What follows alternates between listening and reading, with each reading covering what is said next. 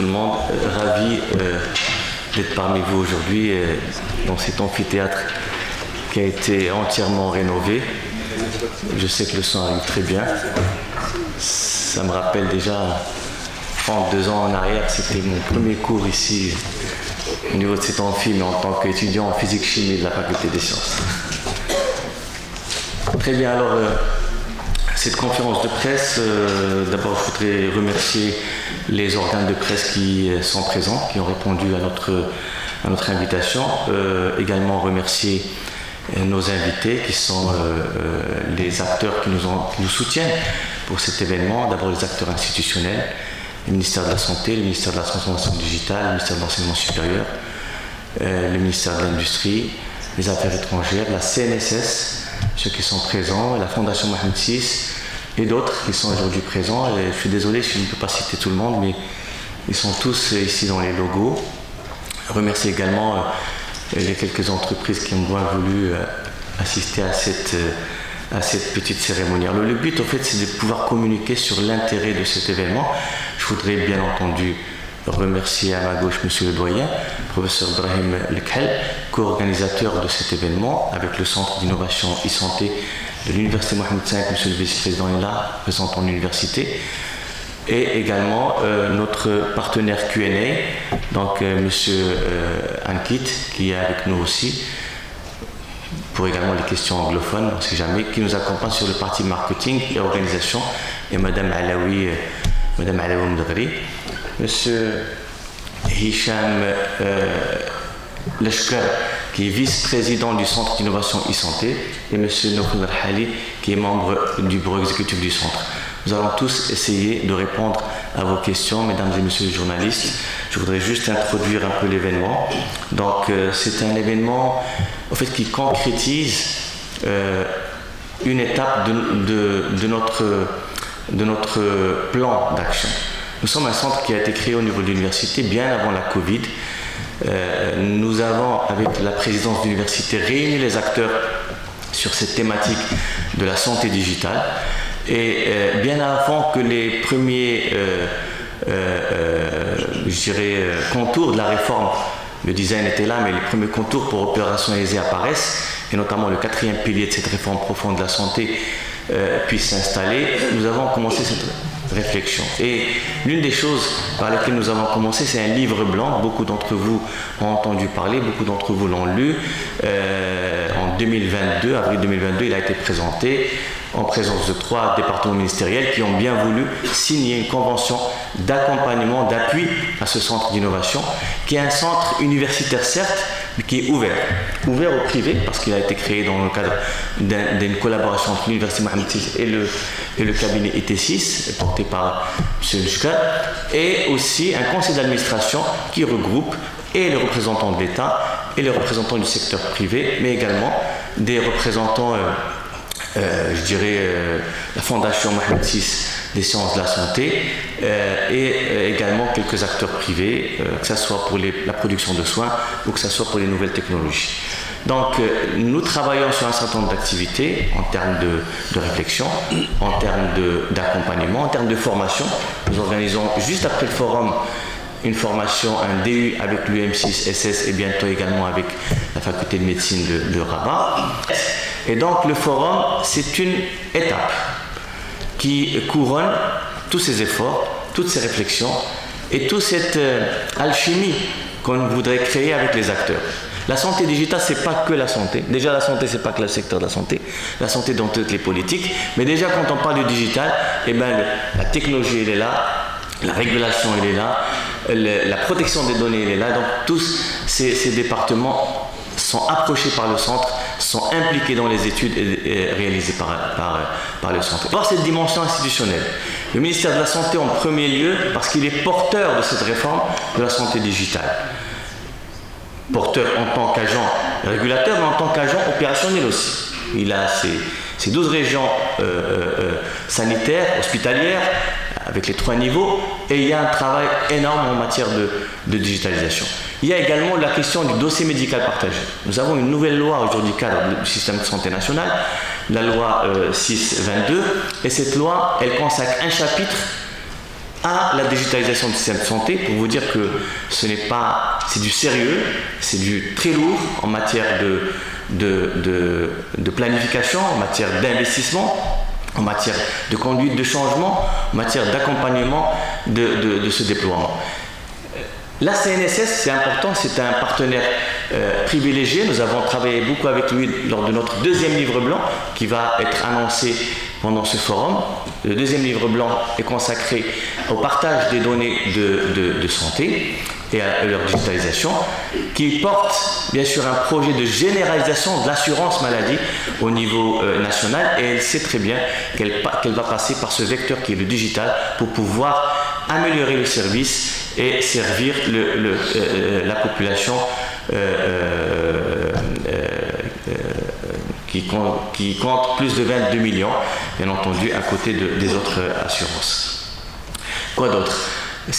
La deuxième dimension est une dimension, bien sûr, j'ai oublié de dire également le digital, le département digital, l'ADD, la NRT, donc la dimension institutionnelle sera là et tous ont répondu favorablement à être présents. D'abord parce que la thématique les concerne, deuxièmement parce qu'ils sont sollicités par la deuxième dimension et la troisième dimension. La deuxième dimension, elle est industrielle.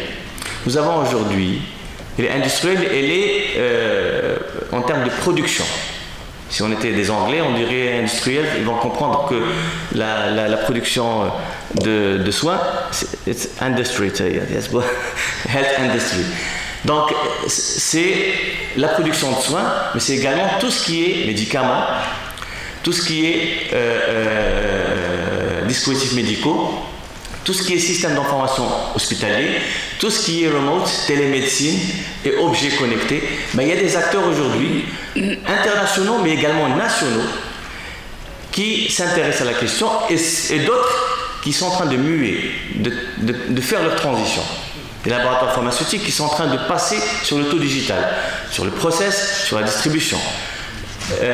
Ceux qui sont dans les dispositifs médicaux, demain tout dispositif sera connecté.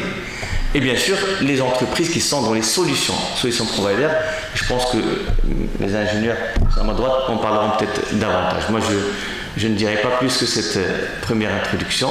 Et la troisième dimension, pour terminer, c'est la recherche et l'innovation. Et pour cela, donc nous sommes appuyés sur les universités, publiques et privées. Nous aurons la présence pratiquement de toutes les universités marocaines, avec d'autres universités, l'UM6SS, l'UM6P, l'EMSI, qui est également une école d'ingénieurs, et d'autres qui confirmeront dans la semaine qui est en cours. Et également les CHU, puisqu'ils sont des centres de soins hospitalo universitaires où on apporte des soins, mais également on fait de l'enseignement, on fait de la formation, on fait de la recherche. Et nous avons pratiquement les 5 à 6, ils sont 6, bon ils sont plus, mais ceux qui ont déjà une administration, où il y a déjà des enseignants, il y a déjà des responsables de service, où il y a déjà des internes, des résidents qui ont développé des solutions. Le premier livre blanc nous a montré un exemple, l'exemple de Fès par exemple. L'exemple du CHU de Fès, il y avait pas mal d'applications très intéressantes qui réglaient un certain nombre de problèmes de suivi de patients, de suivi de certaines maladies chroniques, qui étaient mises en place par des professeurs de médecine avec des ingénieurs. On voudrait que ces idées sortent, parce que les industriels, nous avons des startups qui ont commencé comme ça, qui ont fait que des idées sortent de l'université ou de l'industrie et qu'ils deviennent bien sûr développables et déployables au niveau national, au niveau du continent et voire au niveau international. Inch'Allah, vous allez rencontrer le 29-30 des startups marocaines qui commencent à avoir une dimension internationale. Et nous aurons également ceux qui les financent. Nous sommes en contact aujourd'hui avec 2 ou 3 fonds d'investissement. Un a déjà dit oui, je ne dirai pas les noms tout de suite, et un deuxième en cours qui viendront parce que nous consacrons un espace d'exposition et aux entreprises, mais également aux startups. Je voudrais à cette occasion remercier le département du digital, de la transformation digitale, qui est bien voulu prendre en charge 15 startups qui seront sélectionnées, qui seront ici et qui s'ajouteront aux startups qui ont bien voulu participer de manière spontanée. Voilà, donc peut-être Monsieur le doyen parlera davantage d'autres aspects et peut compléter. et également si Hichem, si Nofel sur certains points et on sera bien sûr attentif à vos questions. Je vous remercie. Monsieur le doyen, je vous donne aide. Je vous donne tout de suite aide.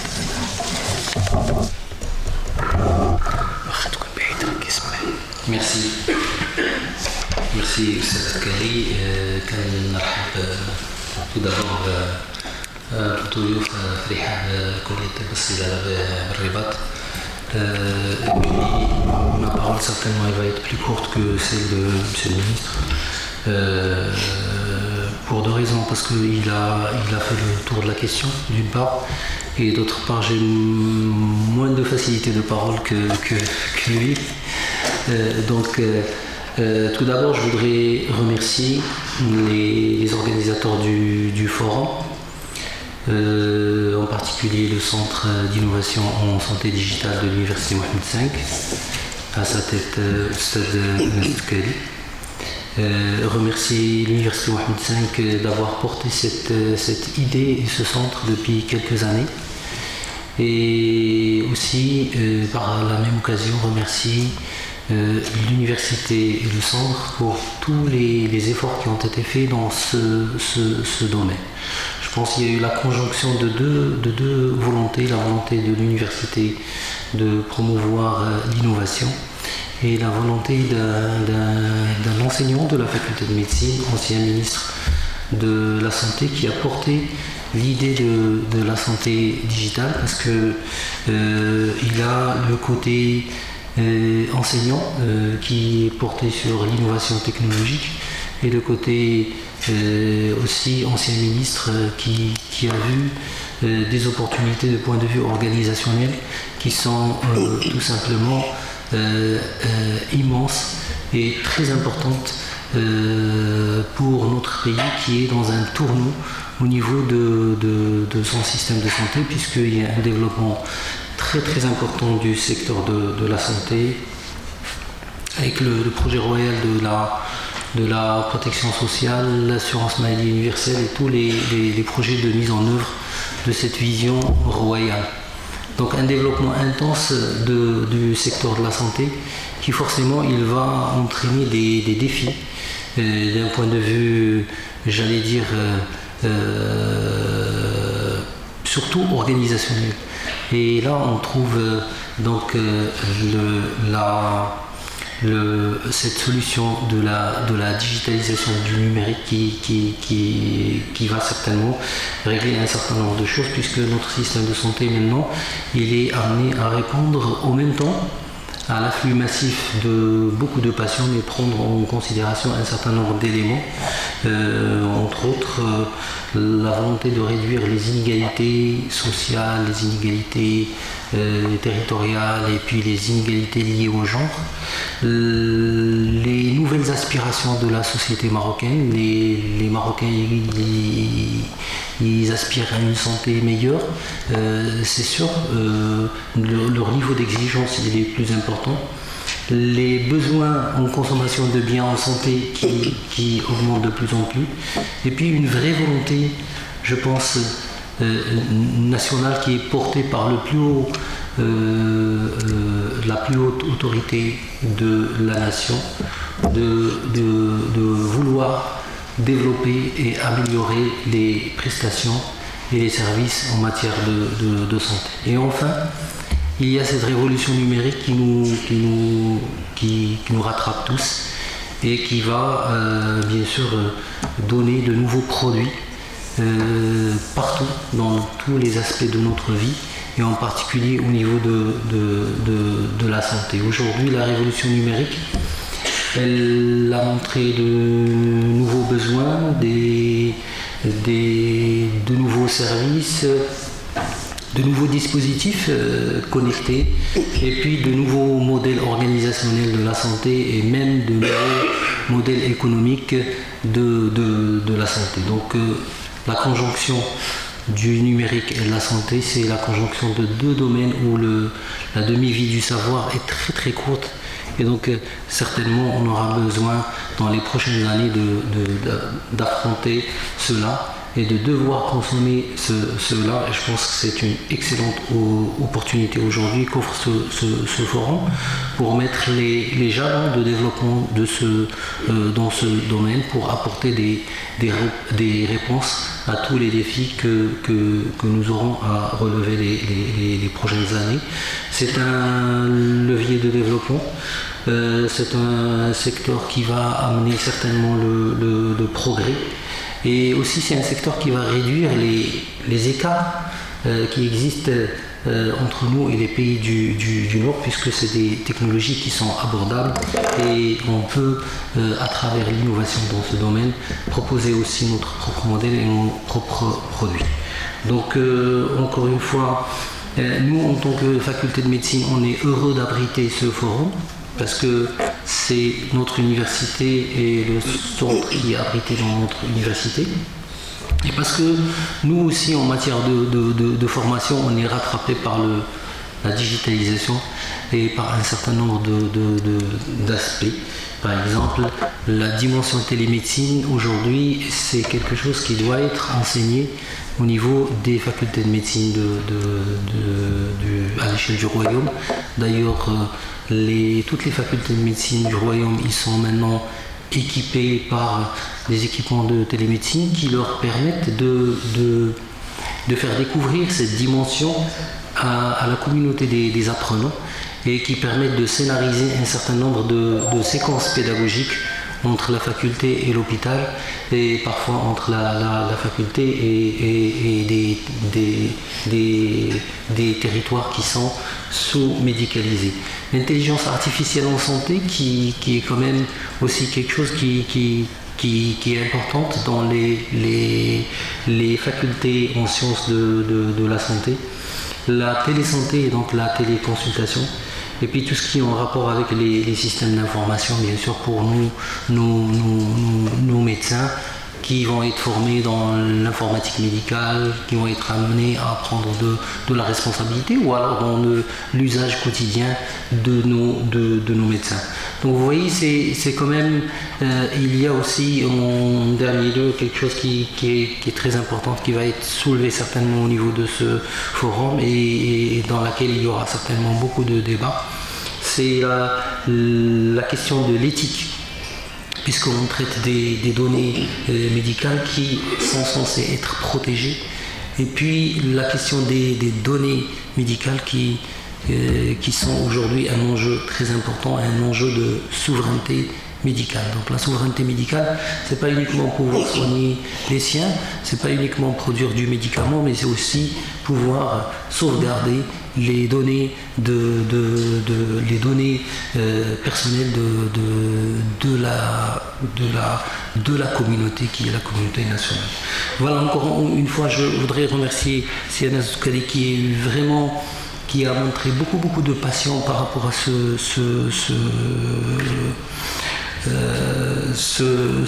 domaine. Il est très engagé dans la promotion de cela. J'ai fait beaucoup de réunions avec lui, avec les responsables institutionnels, et j'ai pu découvrir chez lui ce portage de cette thématique, et cette grande volonté qui est la sienne pour vulgariser la thématique, et aussi aider beaucoup de jeunes médecins, enseignants et non-médecins, des ingénieurs aussi, qui voudraient travailler dans le domaine, apporter des solutions et pouvoir faire avancer les choses dans notre pays. Donc encore merci à tous les participants ici, et je souhaite une bonne nuit. Merci monsieur le doyen. Merci pour réussir cet événement, cette première édition. Alors je vais passer aux questions des journalistes. On ne va pas vous retenir longtemps, et poser en arabe, en français et en anglais. Alors c'est un forum international. Nous avons plusieurs pays qui ont confirmé leur présence, soit à travers l'exposition, soit à travers les key speakers. Donc nous avons dans notre continent le Sénégal, le Congo-Brazzaville, le Gabon, l'Éthiopie. Nous avons du Moyen-Orient l'Arabie Saoudite, les Émirats arabes, le Koweït, l'Amérique du Nord, les USA et le Canada, et de l'Europe, l'Espagne, la Belgique, la Grande-Bretagne, l'Allemagne, l'Italie, la France et la Turquie. Donc 12 charges seront présents. Certains, 5% seront peut-être à distance. On a tenu à ce que les conférenciers soient présents parce que le contact et l'échange qui va se passer, les conférences c'est 10 minutes. Mais nous c'est 2 jours. Donc c'est 2 jours qu'on veut, notamment les Marocains du monde. Et on a pas mal de compétences marocaines dans le domaine médical, dans le domaine du digital net, qui seront présents et qui voudront bien rencontrer leurs confrères, leurs collègues et tisser des partenariats pour l'avenir. Nous sommes au centre de la philosophie de ce centre, c'est de pouvoir fédérer les acteurs. Donc la parole est à vous. Madame. Qui aspire à avoir un chemin vers l'entrepreneuriat dans tout ce qui est santé numérique. Est-ce qu'il y a des choses qui sont mises en place pour accompagner les étudiants dans les projets d'innovation. Il y a un centre d'innovation de l'université et quand nos étudiants ils ont des idées pour une innovation technique, technologique ou alors le dépôt d'un brevet, on les oriente vers ce centre qui est abrité au niveau de l'université. Ils ont normalement tout l'accompagnement nécessaire. Nous, on les accompagne en tant qu'enseignants. Ici dans la faculté, il y a toujours, quand il y a un porteur de projet, il y a toujours un enseignant aussi ou une équipe d'enseignants.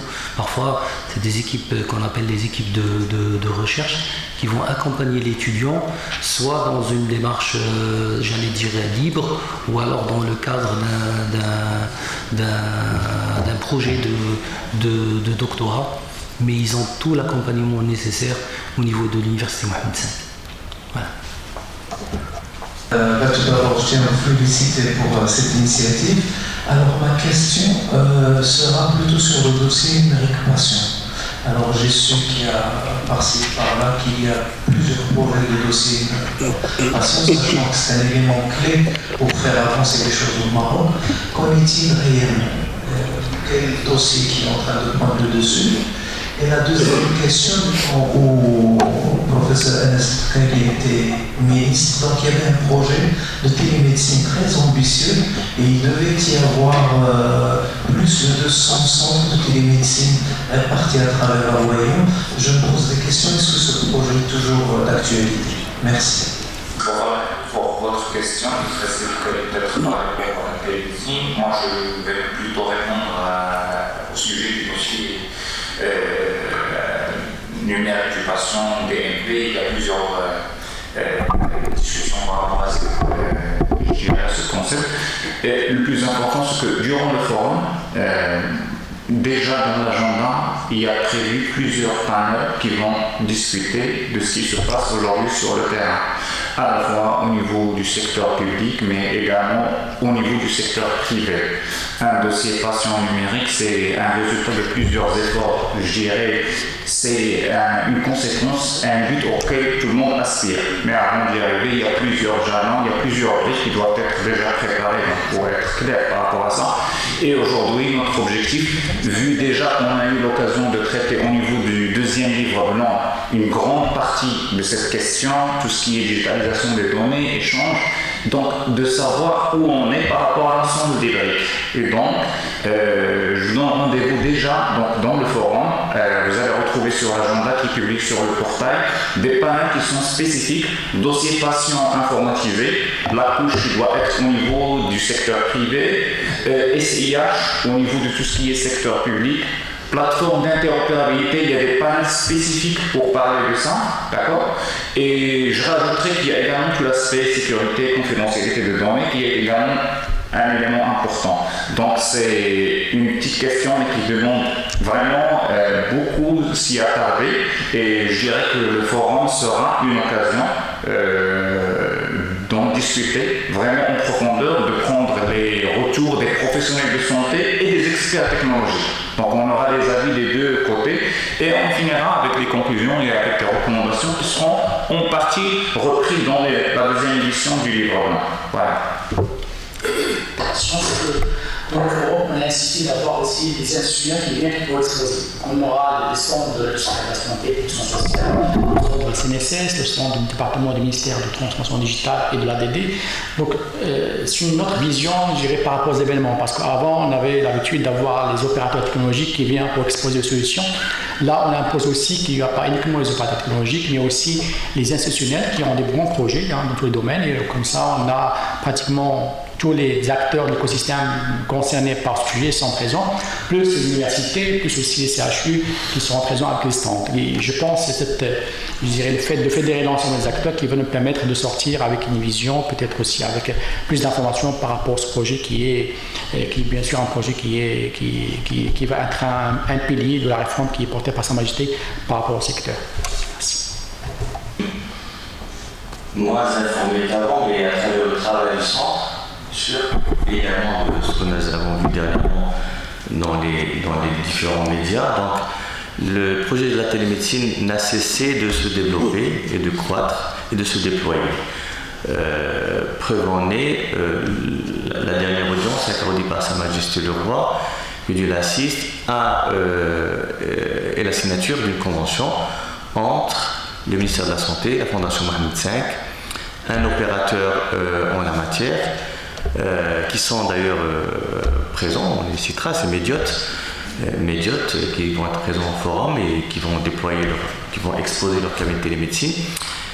Et alors, troisième, il y a le ministère, la Fondation, et qui d'autre ? Trois, l'opérateur privé, pour déployer de nouvelles cabines et de nouveaux dispositifs de télémédecine. Mais le premier projet qui avait démarré, parce que vous faites allusion sûrement à ce premier projet, qui a été porté par la Société marocaine de télémédecine, continue aussi à être déployé. Il est pour l'instant porté en termes par le ministère de la Santé, mais par la Fondation Mohamed VI, à travers son hub de l'hôpital Cheikh Khalifa. Peut-être des informations plus exactes, vous pouvez les avoir chez les acteurs eux-mêmes. Voilà, mais ça c'est ce que je peux récolter à partir des études qu'on fait. Et je sais que des déploiements ont été dans les localités. Vous avez parlé, c'est pas 240, c'est 120 localités qui ont été recensées. Il faut imaginer maintenant qu'il y a deux projets et qu'il peut y avoir complémentarité, d'accord, pour aller plus vite. C'est important pour pouvoir répondre à ces 120 localités. J'imagine que la Covid-19 d'une part est particulièrement la catastrophe naturelle, le zilzal ديال الحوز وديال الشيشاوة ont accéléré un peu la cadence, c'est très important. Dans le secteur privé, il y a également de la télémédecine et le CNOM est présent, vous pouvez lui poser la question.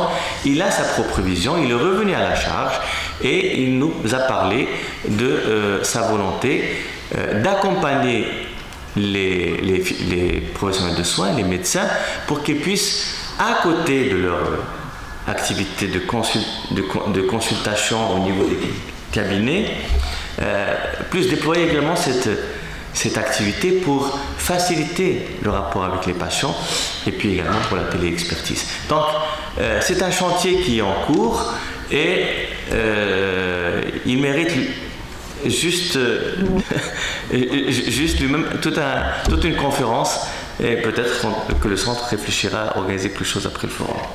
Mais comme a dit Nofel, il y a 2-3 panels qui vont traiter de la question. Merci. السلام عليكم، تحية للجميع. المبادرة أنا يبدو لي أنها موجهة لفئة خاصة، خصوصا في الأوساط ديال طلبة الطب، المؤسسات المهنية، في الوقت اللي هي بحاجة لتوسيع القاعدة ديالها اللي تقتضي وجود واحد الثقافة عامة عند واحد العدد ديال المغاربة، يعني واحد المؤهلات تكون في الثقافة العامة ديال المغاربة، وهذا الشيء كيحتاج الوقت وكيحتاج الندوات وكيحتاج لقاءات أخرى لإيصال لهاد الفكرة ديال الموضوع، يعني بدون شك يكون عارف تحقيق واحد التطور واحد النقلة نوعية. شكرا. أولا الفرصة ديال هذا اللقاء اللي ما قررنا نعملوه باش يمكن نوسعوا المجال ديال المشاركه لانه هذا المنتدى ماشي هي ديال المختصين وديال العامه كذلك ديال لي باسيون هما المواطنين يعني المرضى هما المواطنين اللي تعيطوا دابا اليوم لا باسيونتيل بالعربيه زبناء المستشفيات زبناء المرضى هذه on est tous des patients d'accord on est tous des patients alors c'est ouvert et on a des inscriptions de visiteurs etc اللي ما هما طلبه ما هما ولكن سي دي جون كيوريو اللي باغيين يستافدوا ولكن هذه المساله اللي قلتي ديال الثقافه شرنا لها في الكتاب الابيض الثاني داكور لأن فعلا نحتاج إلى ثقافة وإلى بيئة ديال الصحة الرقمية اللي ما فيهاش هي الفاعلين اليوم في الأمام فيها كذلك المواطن والكتاب الأول والكتاب الثاني توجهنا ب يعني كيسيونير استطلاع الرأي استمارات همت كذلك المواطن لا في الكتاب الاول تحاول تقييم الصحه الرقميه في المغرب وانتظارات وتخوفات ولا في الكتاب الثاني حاول تبادل ديال المعطيات لان المواطن كيتبادل المعطيات الرقميه مع الاطباء ديالو مع المستشفى الى اخره فالمواطن بالنسبه لنا حاضر والمركز بالنسبه لنا كل السياسات اللي تنتكلموا عليها تنحاولوا نديروا الانعاش ديالها مرتكزه على المواطن وعلى المريض. شكرا. Observation des médecins dentistes pour la tenue de ce forum international axé sur l'utilisation de l'intelligence artificielle dans le domaine de la santé. Notre question est la suivante. Au vu de la liste des conférenciers inscrits à ce forum, nous avons constaté l'absence des médecins dentistes qui auraient pu enrichir le débat. Pourrions-nous savoir le motif de cette absence? Merci. Tu réponds pas. Ça fait partie des sponsors de cet événement.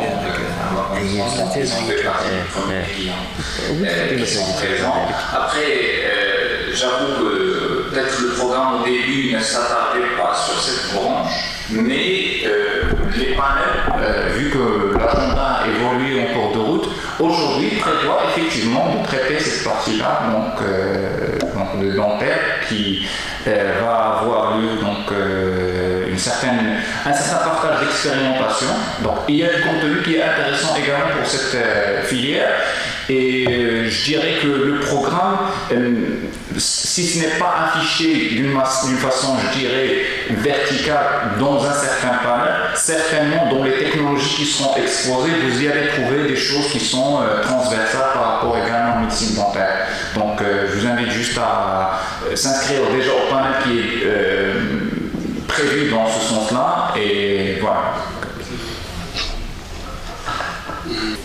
Il est certain que les chirurgiens dentistes aujourd'hui, ils ont aussi une discipline qui est très poreuse par rapport aux technologies et par rapport à tout ce qui est représentation numérique et tout.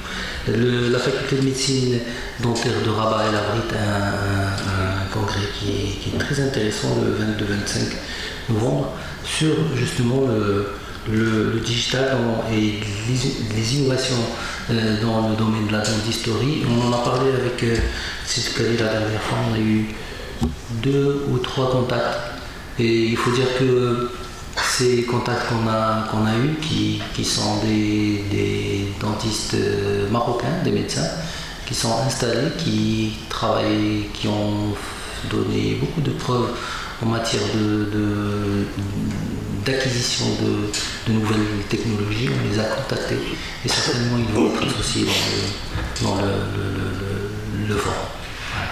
Merci. Du royaume, du coup, on a beaucoup parlé de DMP, donc de certificat numérique de télémédecine. Et là, on est dans une démarche où il y a énormément de projets qui se développent en parallèle par différents entrepreneurs et différents groupes. Et je voulais savoir la vision à long terme. Est-ce qu'on pense plus que ce sera des démarches étatiques, accès à tout le monde, tout public, ou ça restera vraiment des acteurs privés qui travailleront en parallèle pour proposer leur solution? La deuxième question, un peu beaucoup. Une petite question. Bon, professeur de je suis enseignant chercheur à l'université Sultan Ismail pour l'informatique. Je suis là et j'ai eu l'immense plaisir de m'entretenir tout à l'heure avec monsieur le professeur à propos de l'intégration de modules de pointe en informatique au profit des étudiants de médecine. D'accord, donc la question, c'est en quelque sorte la citoyenne. Ne pensez-vous pas qu'il faudrait quand même l'informatique et le digital enrichir et booster l'IT au profit des étudiants de médecine, c'est-à-dire notamment intégrer des modules tels que le big data, l'intelligence artificielle, deep learning, etc. Parce que ça va de soi, ça va de pair avec la révolution médecine, utilisant bien sûr les technologies avancées du digital. Très bien. Alors vous répondez ici, puis on conclut. On est en train de traiter là, c'est les moyens qui vont nous permettre de livrer certaines qualités de soins. Donc le BNP, comme j'ai plutôt détaillé tout à l'heure, c'est un sujet qui est large, où plusieurs composantes interagissent. Durant le forum, on va avoir l'occasion d'en parler en détail. Voilà. Merci. Des étudiants. Aujourd'hui, je pense que la révolution pédagogique, elle est universelle, parce que la révolution numérique, elle est là. Et donc les transformations pédagogiques, c'est quelque chose qui transcende les lieux, les pays et tout. Aujourd'hui, les innovations pédagogiques, la pédagogie active, le numérique, c'est une aspiration des communautés des apprenants. C'est les étudiants qui demandent ça. On n'a pas le choix. Et dans les études médicales, on a une très très forte pénétration de ces pédagogies actives, que ce soit dans la formation théorique ou alors dans la formation pratique. Et aujourd'hui, dans notre faculté, le projet pédagogique, c'est un projet qui sort de l'amphithéâtre. Tout ce qu'on produit aujourd'hui de nouveau, c'est de créer des séquences pédagogiques en dehors de l'amphithéâtre, donc en dehors de l'enseignement traditionnel.